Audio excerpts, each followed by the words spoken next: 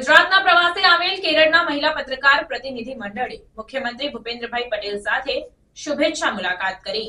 ગુજરાતના પ્રવાસે આવેલા કેરળના મહિલા પત્રકાર પ્રતિનિધિ મંડળે ત્રીજા દિવસે મુખ્યમંત્રી ભૂપેન્દ્રભાઈ પટેલની શુભેચ્છા મુલાકાત લીધી હતી।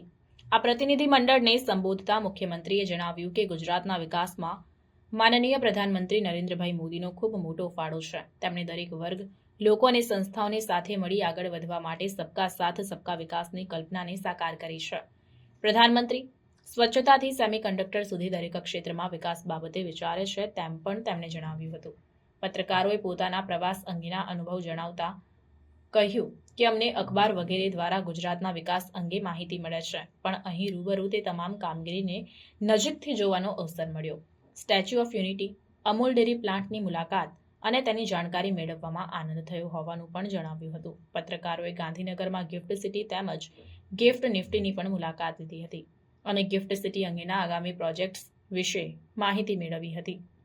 કેરળથી આવેલા પત્રકાર પ્રતિનિધિ મંડળના સંકલન અધિકારી તરીકે તિરુવનંતપુરમ પીઆઈબીના નાયબ નિયામક ડોક્ટર અથીરા થમ્પીએ મુખ્યમંત્રીને સ્મૃતિચિહ્ન ભેટ આપી હતી।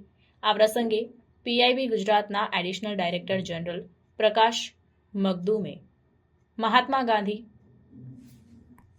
અ લાઇફ થ્રુ લેન્સીસ પુસ્તક તેમજ નાયબ નિયામક આરોહી પટેલે સ્મૃતિચિહ્ન ભેટ કર્યું હતું। આ અવસરે media and communication officer Indravadansinh Jhala, Dinesh Kalal પણ ઉપસ્થિત રહ્યા હતા।